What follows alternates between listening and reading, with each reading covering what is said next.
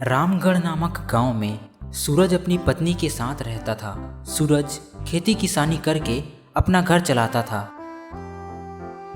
सूरज रोज सुबह सुबह अपने काम पर चला जाता था, पर सूरज की पत्नी बहुत आलसी थी। वह सारा दिन कुछ काम नहीं करती थी और पलंग पर पड़ी रहती थी। इस वजह से सूरज को घर का काम भी करना पड़ता था। सीमा, कुछ खाने को बनाया है कि नहीं? नहीं जी, मेरी तबीयत ठीक नहीं है, मैंने कुछ नहीं बनाया। सुबह तो तुम बिल्कुल ठीक थी, फिर अब क्या हुआ?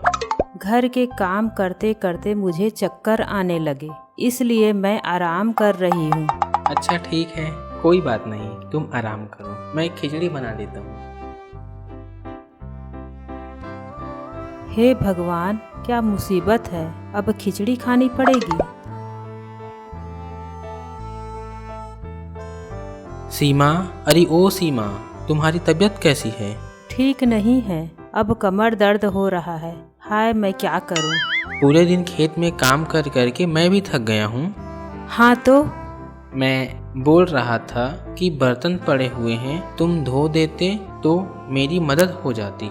नहीं नहीं, मैं कुछ नहीं कर सकती, नहीं तो पूरा बदन दर्द करने लगेगा।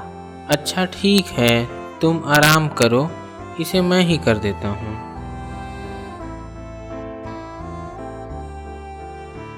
हे भगवान, मेरी कमर लगता है और अकड़ गई। हाय रे मेरी कमर। सीमा, आज दोपहर का खाना मैं नहीं खाऊंगा, आज खेत में ज़्यादा काम है। मैंने तुम्हारे लिए खिचड़ी और अचार रख दिया है, तुम खा लेना।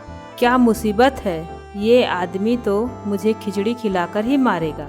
आज तो मैं पनीर की सब्जी बनाकर खाऊंगी। हाँ। सूरज अपने खेत की तरफ जाते रहता है, तब उसे गांव के मुखिया मिल जाते हैं। मुखिया जी प्रणाम, कहाँ जा रहे हैं? मैं सबको मेरे घर खाने की दावत के लिए आमंत्रित करने निकला हूँ। आज शाम को तुम भी अपनी पत्नी के साथ आ जाना, ठीक है? जी मुखिया जी, मैं अभी जाकर सीमा को बता देता हूँ, शाम को हम समय पर आ जाएंगे। इधर सीमा घर में अपने लिए पनीर की सब्जी बना रही थी। तभी सूरज को अपने घर के बाहर ही अच्छे खाने की खुशबू आने लगी। अरे वाह, इतनी अच्छी खुशबू, ये तो मेरे ही घर से आ रही है। फिर सूरज धीरे धीरे छुपते हुए अपने घर में जाकर देखता है, तो उसे पता चलता है कि उसकी पत्नी अपने लिए मसालेदार खाना बना रही है। आज तो पनीर खाऊंगी और कल मटर आलू बनाऊंगी। हाँ। अच्छा तो ये बात है, काम ना करना पड़े इसलिए बीमार होने का नाटक करती है।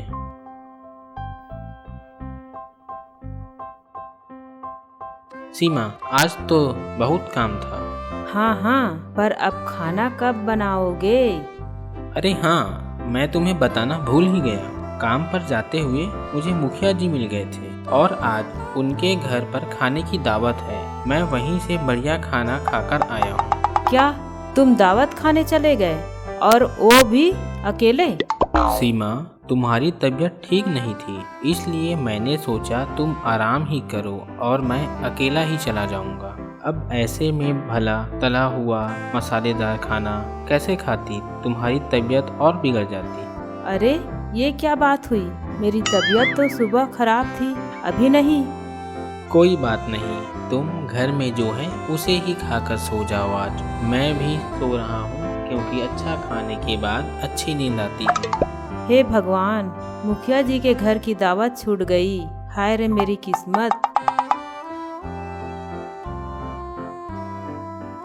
अजी सुनो, मेरे लिए एक कप चाय बना दो। नहीं नहीं भाग्यवान, तुम्हारी तबीयत ठीक रहे इसलिए मैंने आज से करेले का जूस निकाल के रखा है। अब हर रोज हम वही पियेंगे। क्या, करेले का जूस? वो तो बहुत कड़वा होता है। कोई बात नहीं, पर वो सेहत के लिए बहुत अच्छा होता है। अरे नहीं, कितना कड़वा है ये। अजी सुनो, आज खाने में क्या बनाए हो? उबली हुई हरी सब्जियाँ, ये सेहत के लिए बहुत अच्छी है, तुम अब यही खाओगे। तुम्हें जल्दी ठीक होना है ना? नहीं नहीं, ऐसा मत करो। नहीं, तुम्हें कुछ दिन यही खाना पड़ेगा। आप क्या खाओगे?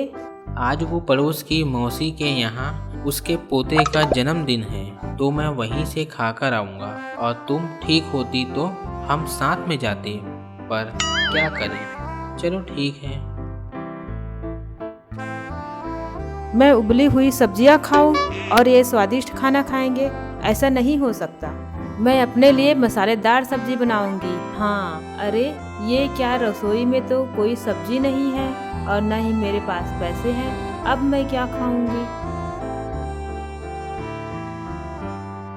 आप आ गए। आपने ये डब्बा कैसा पकड़ा है? क्या उसमें खाना है? आप मेरे लिए खाना लाए हो? हाँ सीमा, डब्बे में खाना है। मौसी ने मुझे दिया है तुम्हारे लिए, पर तुम इसे नहीं खाओगी। मैं इसे कल गरम करके खाऊंगा। तुम्हारे लिए तो करेला लेकर आऊंगा, तुम चिंता मत करो।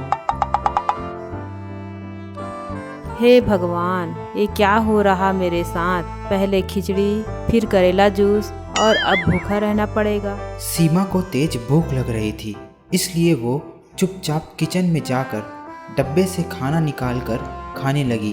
तभी सूरज वहां आ गया। सीमा, तुम यहाँ क्या कर रही हो और तुम ये खाना क्यों खा रही हो? तुम्हारी तबीयत और खराब हो जाएगी। अजी सुनिए, मुझे माफ करिए। मैंने आपसे झूठ कहा कि मेरी तबीयत खराब है। मुझे पता है तुम झूठ कह रही थी। मैंने तुम्हें मसालेदार खाना बनाते हुए और खाते हुए देखा है। मैं तुम्हें सबक सिखा रहा था ताकि तुम आलस छोड़कर घर के काम में ध्यान दो। मुझे माफ कर दीजिए, मुझे समझ आ गया है। मैं अब से सारा काम करूंगी और शिकायत का मौका नहीं दूंगी।